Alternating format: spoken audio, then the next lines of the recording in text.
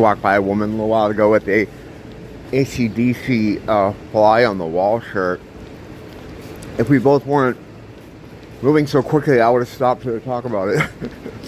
Because that's a rare one. Like, you'll see an AC/DC shirt in the wild now and again.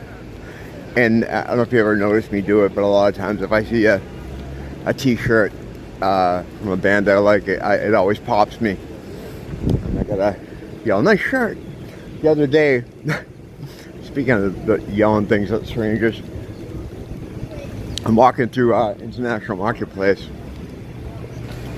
It's early morning, and there's a guy coming into work at the information desk there, and we're both walking, the same way, and he's humming to himself. He has headphones on, and he's like singing this song, and it's in my head. And tell me that you want me, and you tell me that you need me. And I'm sitting there going, what the fuck is that, right? So he gets to his information desk, and I'm almost out International Marketplace at the entrance, and he's singing, and I'm playing over my head, and it gets right to the part where he goes, I hear the secrets that you keep, and I turn around, I cup my hands, like I cup them, and scream, when you're talking in your sleep. And he was like, yeah. I like doing that kind of shit. It's fucking wholesome.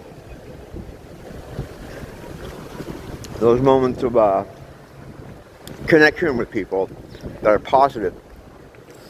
Kind of rare. But yeah, you'll see AC/DC shirts in a while, but Fly on the Wall is that's a sleeper album. You don't really see, I don't think I've ever seen a Fly on the Wall shirt before. It was their 1985 album. That is probably considered one of their least celebrated records. It was a weird time because I remember that summer, the summer I got that, it came out with Theater of Pain by Motley Crue, and it was the beginning of this sort of change in the rock business where everybody was going glam and wearing makeup and teasing their hair. Even people like Ozzy Osbourne went into this. And Theater of Pain was kind of the beginning of that. Rock, heavy metal, which had come up to ascendancy over the past few years, from 80 to 84, to the height of its popularity, was beginning to get more commercialized. And so you had a lot of bands doing ballady type things. They're all looking for the power ballad. You know, Motley Crue would do the same with Home Sweet Home. In fact, I think their song kicked off the power ballad craze. Even though bands were getting softer, Motley Crue back then, whatever you think of them musically, and you know, there's not much to them, they kind of were the leader of the pack as far as style and substance, the kind of music that people tried to do and the kind of look they wanted to have. They would emulate them. Everybody did, for whatever reason. Well, they were the biggest sort of band in that space. But in that 1985, in that sort of environment is when Fly on the Wall came out by AC/DC. And AC/DC is not really an image band, you know. They have their thing, but they don't really fit in to any scene. They're usually kind of apart and on their own. So at that time, it just seemed like they didn't, I don't know, they didn't feel like they fit in anywhere. They still had a big fan base though, and they would do well on tour. They had their real big renaissance though in the 90s, and since they came out with Back in Black in 1990, I just think AC video, what the fuck? Point is, I don't see fucking a lot of Fly on the Wall shirts. That's the end of that. Sorry about that. I was looking at the in Instagram the other day. There's a thing on the Honolulu rail. They did a rail project here, which never made sense to anybody I've ever talked to. Unnecessary. You know, it's like why do you need that? And the numbers of the ridership have borne that out, or bear that out. It's a bear market, buying a bear market, selling a bull market. China shop, Illuminati confirmed. They're getting 3,000 riders a day. That's not enough to warrant something like that. Now, because of course, I think this, it's not designed for now. Like the fix says, it doesn't mean much now. It's built for the future. Because it's part of the transformation that they want to put this place under. Hawaii signed on to like a version of the New Green Deal before that word was ever coined.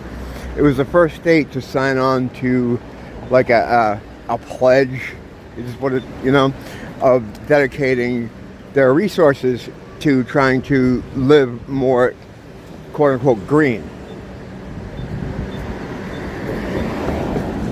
Excuse me. 15-minute city, stack and pack living. I think they signed on to this in 2008. I discovered it in 2017 when I was was it 2017? Yeah, I was investigating the hurricane that was on the way here and then just disappeared before it made landfall, and all the shenanigans and chicanery that went on with that. I wish I had my channel back then. Oh, there's so much stuff. And at the height of all the demonic activity too, 2018, my friend Craig, I had him come on the channel a couple times to talk about it, but it's not the same. It's not the same describing it. And I haven't had any interactions with them in a long time. But anyway, getting back on point here. Their idea of what they want to do with this state, in my opinion, is to make it almost like a lot of other resort destinations around the world, where you go there, right, and you stay at the resort, and you don't leave the resort, because everything else around it is a hellscape where you're going to get murdered or kidnapped. And they started to work on that now. And the thing is, what the rail is for is no one that, who's not on the government is going to be living close to these resorts. The resort's going to be apart. Basically, the overall macro situation is Agenda 2030, slaves and masters. We're going to have two classes. And what's going to happen is the slave class is going to get on the rail at night after washing feet all day and go back to live in the stack and pack living, not near the ocean or the beach or the mountains. Probably like it's going to look like a fucking military base. They already have housing like that here. I don't know what's going to happen to this immediate area. Like, they certainly don't want people like me living here. They don't want people that are self-sufficient. If you're gonna live here, they want to have control over you, which means you've got to be on the government. And more, that's what the population is turning into, because they brought a lot of people that are already on the government to live here. But that's fucking something that dead horse is I've beaten that, resuscitated it, and then beaten it to death again. It's you don't need to hear about that. It's happening to everybody in every Western city. You just have to deal with it. Just be smart. Keep your head on a swivel. And if you have to cross the street 5 times, you got to cross the street 5 times. Just be smart.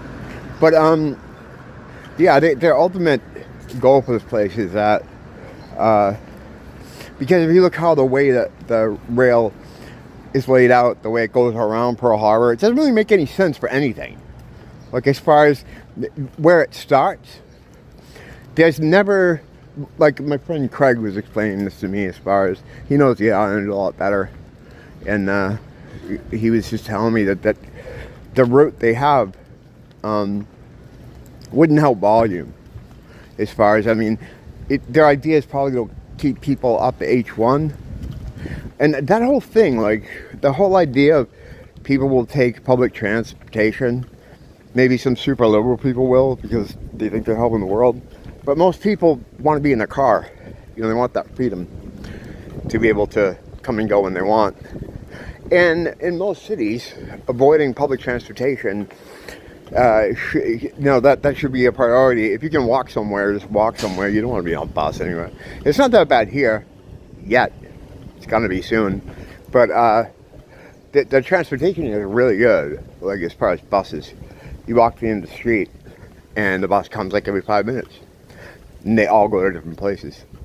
But yeah, ultimately the rail is built for the future Hawaii that they have in mind, and not for the Hawaii now. So it doesn't make sense to people. I was on Instagram trying to explain this in the most, like, basic way I could. People, of course, probably, I haven't checked. I don't usually go back and look at the comments I make, because there's always someone, when you say something like that wants to argue with you. Always. So I just don't check. But, yeah. You know, I'm a crazy person until the shit actually happens. And then, not like I want an apology, but no one ever says, hey, you're right. This conversation no one will ever have with you. But I don't need that.